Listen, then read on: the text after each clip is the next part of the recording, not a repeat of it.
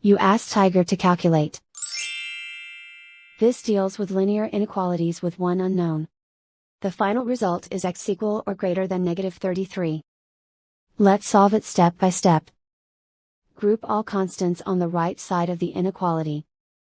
Subtract 45 from both sides.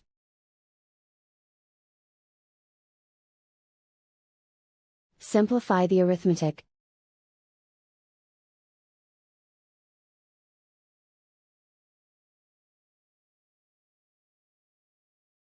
Isolate the x. Divide both sides by 5.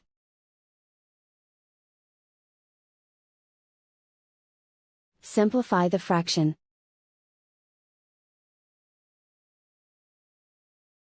Find the greatest common factor of the numerator and denominator.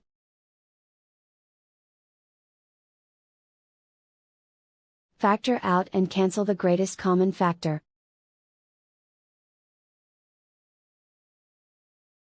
Plot the solution on a coordinate grid.